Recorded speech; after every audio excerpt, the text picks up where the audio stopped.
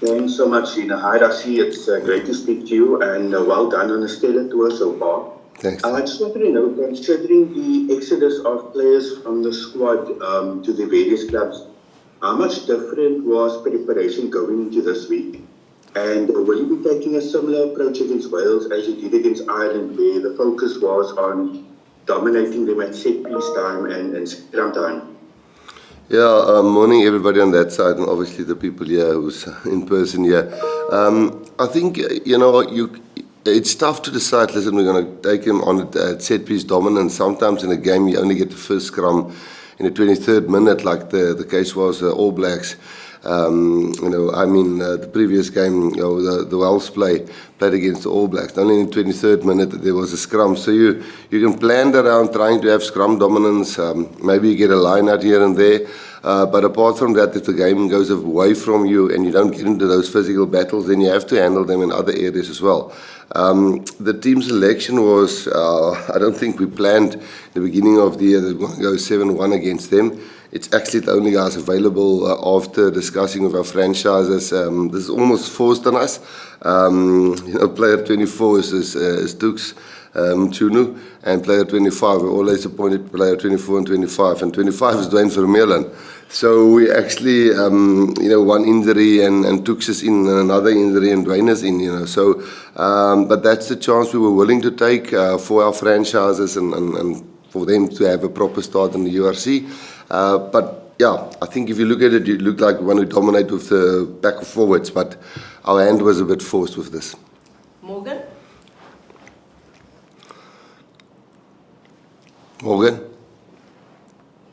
How's it, Rassie? I hope it's good on that side. Rassie, just a word on Kobus Reinach. Milestone for him, playing off the bench, Mr. Super Stud. But, just really a great guy for you guys to have in a team, and I'm sure you're looking for more tests from him going forward. Yeah, I think Kobus' story is, we will never forget guys like Faf and Jaden, and, there's a couple of guys who can still, Simpete, there's many guys who's not on tour here that we think is in the mix for 2027. But Kobus has been unbelievable this year, I think he really is taking a role where he's helping the other nines, but I've never seen him so involved with planning and tactics and those kind of things. And it's funny, you don't quite know when a player gets to that, and he's really taking a senior role of that, helping Grant. He also understands with his 50th match, having a 7-1 bench split and Kobus covering wing as well. You don't want your 9 to start, and then he goes from 9 to wing, So we've got Kwaga also covering for us in the back line, and then Ben Jason also, if we do get 3 injuries in the back line, which is very possible in a game like this. But for him, getting his 50th, obviously he'll get to run out in front, but it was like Ergir last week, just accepting that. Listen, for the best of the team, a start is not the thing that will work out the best for us with a 7-1 split and him covering a few positions. But a top man. Guys, please raise your hands for questions. We can take a few more. Or Yes, Moreno? Moreno? Christina, and good morning from Italy, Coach. I know there is just one match left to play this year, but how important and what taught you this 2025? Which kind of a year has been so far? Hello, Moreno. I think the big thing for us this year was, this year specifically, we never look at world rankings because it's actually confusing, if you don't 100% understand it. And we made a bit of a study about it this year, and we really wanted to end in the top 4 teams. Well, ending number 1 is fantastic. The interesting will now be when the draw gets done to see what was the benefits of being number 1, 2, and 3 in the World Cup rankings. We're not quite sure. It looks like you can get Australia in Australia if you end number 1. So, but I think our first goal was, hey, let's try and be number 1 in the world at the end of this year or 2, and then player depth and experience and evolve our game a little bit. And certainly there were backward steps. The first game against Australia, first game against New Zealand. I do think Italy, not because you're asking the question, I do think Italy for me is a very underrated team. I think Italy will, if I can predict, will be there either 2 or 3 in the Six Nations. For me, their team are on the up, and what we've experienced from them. So I think the only really sort of test matches, the Barbarians wasn't a test match. So we didn't have an easy ride. And next year we're coming back again, playing Ireland here and playing France here, and obviously England, Scotland, and Wales and South Africa. So I think we've learned a lot about ourselves, but our game can definitely improve a hell of a lot more in certain areas. But overall, I think goals achieved, but then again, we can throw everything away with a bad performance on Saturday. Kobus? That's it. Thank you. Thanks, Zina. Hello, Rassie. Hello, Kobus. Rassie, obviously both teams are missing quite a few first choice players. What do you want to get out of the game on Saturday? Obviously a win, first of all. I think I've not been on the record. I think I've said many times, for me, the Italians, the Argentinians, and the Welsh people are very similar, and I'll say it again. And by that, I don't offend other countries. They've got other strengths and other things that they do, but I've always found the Italians, the Welsh, and the Argentinians to be the kind of people who doesn't give up. I don't understand currently what's going on in the Welsh setup. I don't understand the politics and what works and what doesn't work. I know I played an opening game at the Millennium Stadium here, and they thrashed us. The first time ever we lost against the Welsh. I know my first game as coach, head coach, 92 matches ago was against Wales in Washington, and we lost. Then the next game here, we lost again.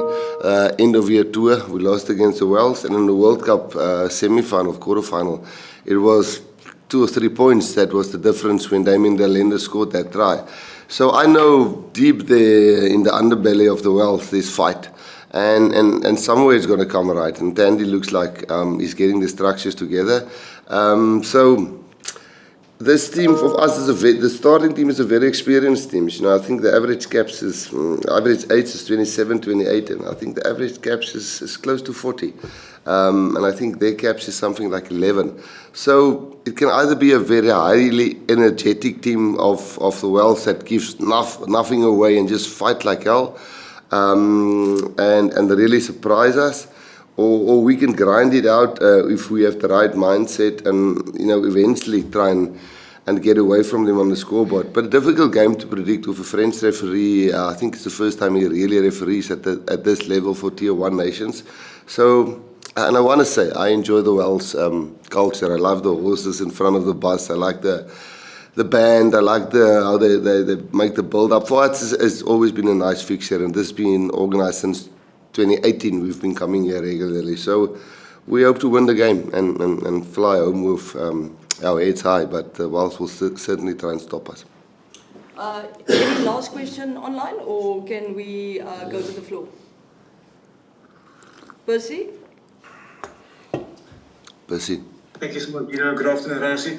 Rassie, just baie kort gevra Afrikaans, asseblief. Het jy die samenstelling van jou span vir hierdie naweek se wedstryd en soos jy in Engels verduidelik het, meneer, hoe belangrik is vir julle om hierdie toer op 'n goeie noot af te eindig?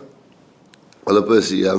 Eers die samenstelling van die span is 'n bietjie op ons af, eintlik bietjie in 'n hoek gewees. Jy weet, ons wil graag ons URC friends as gehelp het om 'n goeie start te hê.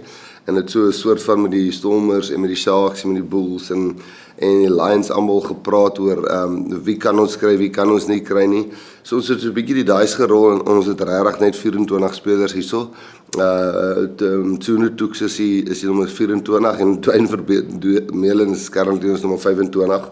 As ons nou 'n injury kry voor Saterdag, weet ons sit net met 2 skramme af hierso. Damien cover vir ons fly af na Sasha. So ons het ons week een van die ander persone het gevra het ons week aangepas. Ons het maandag basies net walkthroughs en stuff gedoen en meer clarity gekry en Dinsdag en Woensdag voluit geoefen, vandag af en Vrydag oefen ons. Maar ja, die 7-1 was nie 'n beplande ding, hy is amper maar half gefors op ons. En dis om Kobus Reinagh in sy 50ste toets van die bank af speel, omdat hy vleuel en 9 vir ons cover. En dan so daai hele paar ouens wat ander posisies cover. Kwagga cover is obviously vir ons op defense 9 as haar 2 backline spelers Ceres en obviously op attacks like blind wing speel en dan het ons vir Ben Jason ook so 'n bietjie as daar 3 beserings in die backline is vir hom ook so 'n bietjie op standby as hy iets in die backline gebeur. So ons verwag 'n tawwe toets in Kobus se 50ste game teen 'n Walliese span wat ons dink hulle underbelly is quite tough en daar's fire in hulle belly en ergens gaan hulle game by mekaar kom en ons hoop is nie teen ons nie. Fantastic. Thank you very much, guys. We'll go to the floor now. Thanks for attending online.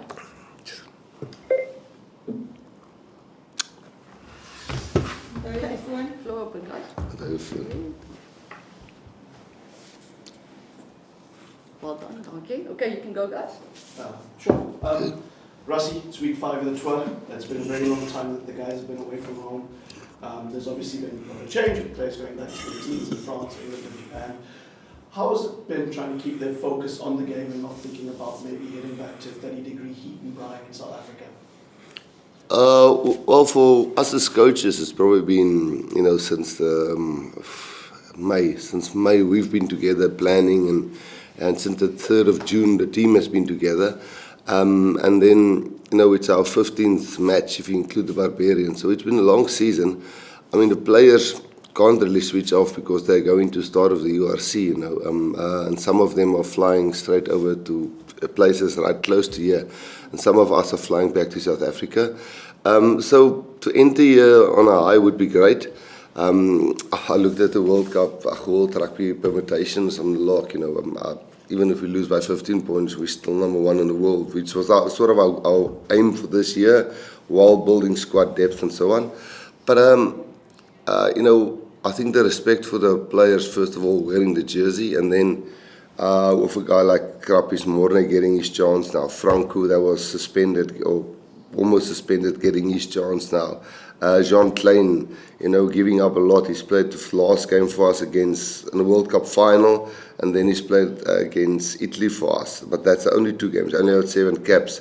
A guy like Grobbie only has 7 caps. Zach Porter 2 caps, Asanati 2 caps, Ben Jason 6 caps. So the team understand that it might be a long season, the end of the year, but we know the Welsh psyche. They've smashed us many times when we didn't expect it, and for the respect for the other players in the team, we get their opportunity, and obviously trying to end on a high. So I don't think we'll underestimate them. And for some of the players, it's not the end of their season. They're only starting URC and Premiership Rugby and so on, so focus won't be a problem. You've obviously won World Cups. Aside from those years, I'm wondering if the achievements this season, perhaps this might be your finest work as a coaching staff for the Springboks. I think as South Africa, when we started, there wasn't a lot of Boks supporters around. I'm saying we, South Africa started in 2018, but what we're experiencing currently, even remember there was COVID in 2020, the Lions series was a dark time. We were playing Rugby Championship away from home, no crowds, Lions series, no crowds. Then 2022, we had no chance to build up, and I think they were like a 50% win record, and lost Ireland the first match, and then we lost to France away. That was a tough time to get through, and then 2023, we won the World Cup again. So then you saw 2024 schedule, and wow, this is a tough one.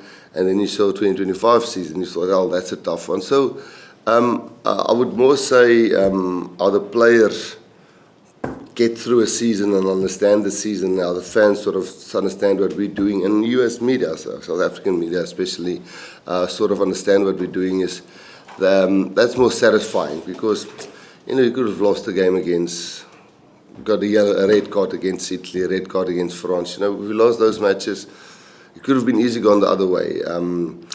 But it's nice to eventually beat Ireland here. But then again, the draw is out for next year. We play Ireland again here, or play France again here. So it's lucky to win, but the next game it can stop and the whole wheel turns again. So we enjoy the moment, but we think a little bit about I wouldn't say this is our greatest performance ever. I would think 2023.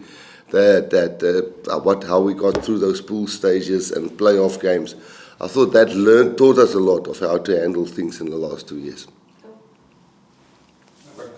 Hello. Both teams are without a lot of players. Yeah. It's outside the window. Yeah. With the Nations Championship coming in, these games are going to be Vital. out of the window now. Excuse the time. Yeah. Do you think that's a good thing? Because for international rugby, it should be the best thing. It's the best. Do you think that's going to be a good thing? I don't know, I'm pretty sure like the Nations Cup is almost like a Tier Nations World Cup, it seems like that. But we certainly feel after the guys play Six Nations and then they come to us in June, we will be a little bit underdone. So for us to find 1 or 2 matches before that incoming series will be pretty important.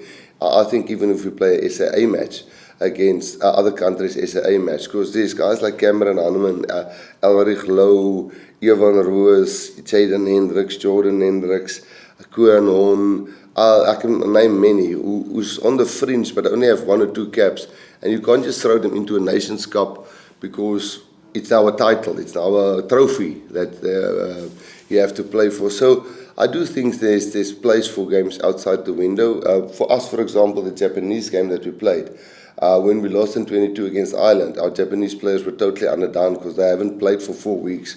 And this year we had a game against Japan. So when we started playing France, and those guys were ready. So this fixture against Wales, many people might say it's a dead rubber, but it's a cap for Springbok players who sits in a bus, who experience. I've seen the stadium, the way they entertain and the way the band is there, and it's something that you as a player treasure. Even people might say this is a bad Wales team and it's a second string South African team. It's a test cap. It's something that you as a team goes together and a player learns a little bit more. So no, I think if we can work in another 2, maybe 1 SAA side game before the incoming series next year, just for us to. Because the guy would have played Six Nations, we would have played nothing then. And the greatest rivalry is only post that incoming series in June. And then again, the end of year, we kind of need a game. Might not be Wales a game, to be ready when, because the other guy, we would have played the Rugby Championship, the greatest rivalry, Argentina, Australia, and then, but some of the Japanese guys might not have. So no, I think there's place for games still outside the window. Sorry, long answer. You've had a lot of praise, the team's had a lot of praise, and you have as well for your coaching, with some out-of-the-box ideas. I just wondered, if you were coaching against this South Africa team, what would you do to try and beat them? Well, this one here specifically is, I think is a solid starting pack, but they certainly, I know they guys on their bench is also 1 cap, 0 cap, 0 caps, but we've got 2 caps. Okay, there's even of 140 caps, but then then there's a 6, then there's 6 caps and so on. But Zach covering Lucet, I think they will target him. Zach is a tight head, and we're taking a chance with him. Asanati is only 2 caps, so that's why we put Bongi there, who's a really experienced player. So I know Steve, we're not close personal friends, but I know the detail he puts into opposition, analysing what they do in defence, what they do in attack, what they do in the breakdown. And if you go and watch a game, 50 minutes, 24, 21, and they almost broke away with that 1 try, and that game could have been a balance. So I know Welsh has an underbelly that there's fire in there, and he's a good coach. And yeah, maybe the youthness of their team, they'll come in and say, hey, what do we have to lose? Let's throw the ball around. Let's put the thing up in the air. Let's get the ball in and out of the scrums. Let quick tap. I think they're going to speed it up a hell of a lot, because we've got some heavy boys in the starting lineup, and if I were them, I would really try and speed up the game. That's my guess. Okay, thank you. Rassie, you mentioned there a lot about your instances about coaching against good Welsh sides, the experiences you've had. Has it surprised you then where Welsh Rugby finds itself now, 11th in the world, and also how much does World Rugby need a strong Wales? Man, I love the Welsh setup. My sister and them stay in Reading, and they always come to somewhere in Wales for a holiday, and they love the Welsh setup. And although I was part of that Welsh team that beat us here, they beat us for the first time in their history. Since that my first game, opening game there. For me, there's something about the Welsh people. And I'm not sucking up. I said it about the Argentinas and about Italy. And we know what the All Blacks are. But for me, they're almost, hell, there's not a lot of people here. But if you go outside, you sort of see some things of South Africa where everybody is not wealthy and everybody is not, living a fantastic life, and they grinder. So I can't tell you about their structures and the politics in there, but I just know,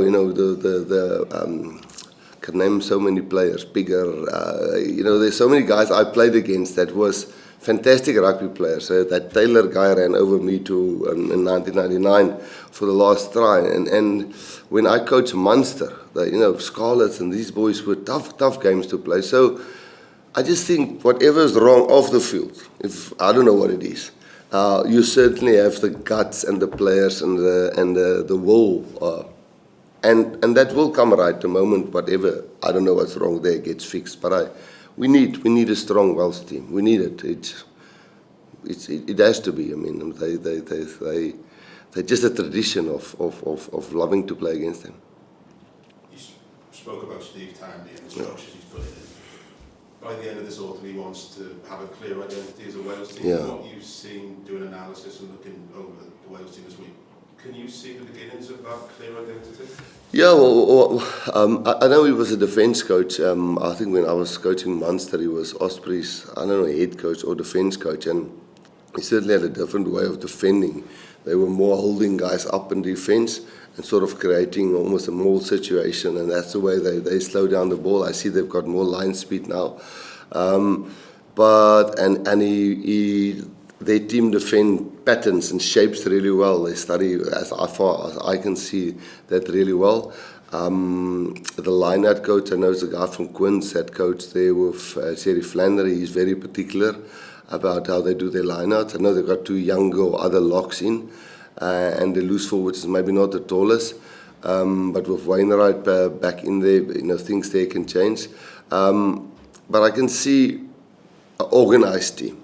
Organised. I don't know how physical they'll stay or what. I think they're going to speed up the game, but certainly you can see there's a breakdown plan. There's a specific plan there. There's a defence plan where they hold you up to by a few seconds. And they definitely go to the kicking game a lot when they're just on this side of the halfway or just on that side of the halfway. And with Murray? He's certainly brave in the air. I don't know obviously Dyer I know, but I don't know the other wing that well. But with Reece Hammond and Jones, who was Adam Jones? What's the other wing? Josh Adams. I mean, when he's fully fit again and he's got all his players available, of course their box kicking is really great. The 2 tries they scored against the All Blacks was tapping a ball back and take it wide. So I think he's bringing in slowly all the different departments, and in some way it's going to get together. So that's what I see. You tend to follow certain Twitter accounts on test weeks. You followed 2 this week. Yeah. That was a mistake. That was just stupid. I went in and said there's about 150,000 followers, but I'm sure the Welsh must have more followers. And there's not a lot of info coming through. And then I saw somebody say, you have the wrong Twitter account. And then I thought, let me just follow both so it doesn't look so stupid. So it was a mistake. My bosses will be delighted. No, it's good. I tell them it's on purpose. Okay. Rassie, you played in that 98 game. Yeah. The 96-13 score. Yeah. It could have been bigger because Naka dropped the ball. So what is your memory of that game? The one where we gave them shots? Yeah. Yeah, that was 96-13 score. What year was that? 98. But then the next year they beat us. Yes. Yeah, that's how crazy it is. Everything was in Bloemfontein, or where did we beat them with that big score? Loftus, yeah. But there was also a depleted Welsh team that came over there. It was like a B-side, a lot of injuries. So yeah, we played in that game, but hey, I don't think it's going to be anything like that in 2 days' time. I think it's going to be a grind. And look, what do these guys have to lose other than other than manning up and putting a marker down and say, here we are, we're going to show you against the Springboks. And I think that's what the Welsh team is going to do. So, I played in that game, but then I played the next year and we lost. So that's how quickly it changed. I can't remember much about that 98 one. And just one more from me. Last year when you played here, Franco and Irvin scored very quickly in the game. Yeah. I think in the first 5 minutes, both of them. Yeah. Did you whisper in Franco's ear to do something this weekend? Franco's had a terrible year, not rugby-wise. I mean, his mom passed away on the plane when we were flying to New Zealand. He got a suspension and then he couldn't play for 2 weeks. He had a few injuries, and I think Franco is he now 92 test caps? What is Franco? What's Franco, man? 83. And he's missed a lot out of a lot of injuries. I think you go and watch his background. I coached his brother. He was in a motor car accident and he's paralyzed. I think Franco's gone through so many things, but he just always keeps his mouth shut and serves the team. I remember the first try he scored. He was like on a sharp line of 9, and it's lucky to have him back. But again, he's now played in our last 8 matches, probably 55 minutes ball and play. So I'm glad for him to get a proper opportunity in this game. And we're going to need some tough guys, and he's a tough guy. Rassie, can I ask you one quick one? Despite all your absentees, that's still a formidable team you're putting out there against Wales on Saturday. Where does that strength and depth of South African rugby, that quality, strength and depth come from? Yeah. I think first of all you must credit SA Rugby. They were they had the vision to say, but we called it EPD programs, and it starts from under 15 where we just identify players and they don't even do anything. We just identify them and they're just on the database. And then from under 16 we start ranking them and start doing roadmaps on them. And then they go into high-performance programs with Grant Como weeks and Craven weeks, and then they get into the SA Academy squad. And then from there they go junior Springboks or SA schools. After SA schools they go into the junior Boks. And there's a guy who appointed Dave Wessels, who is almost he ties the rugby, he plans together what does the Springboks do, what do we put into the sevens team, what do we put into our junior EPD program. So the first thing is we have a lot of people in South Africa. We've got 60 million people. We've got, I think, 450,000 rugby players in our country, and a lot of them are schoolboys. And, when I played rugby at school, you had to play rugby in winter and cricket in summer, and you had to give like a medical certificate why you couldn't play rugby. So, and that's kind of the culture in South Africa, and we're blessed with that. But we've also learned from the Irish when we were over there, and now Tony brings some IP in, and Andy Edgeworth brings some IP in, and there's lots of examples like that. And I think the moment we put those things into the South African heart, because we've got so many players, and you put that mix together, I know our local game is suffering maybe a little bit because, and that's why we try to fix with this game. Gives the Stormers a good start with some players back, and the Bulls a good start, because we also want our URC teams to start winning at that level. But we just really blessed with great school systems, and Saru is backing the EPD program, and all cultures are starting to buy in and think I can become a Springbok. So, yeah, I think we're fortunate with that. So it's getting your pathways right. I think that's very important. The guys who's playing for us now. In 2013, we started the EPD program, and those boys were 15. Now, 2013, 8 and 4, that's 12 years ago. So those guys are now 24, 25, 20. This is Sasha and, Mornay, and those were all the boys, Kane and Moody, Ethan Hooker, those guys all come from the EPD system from 2013. And they're now 24, 25.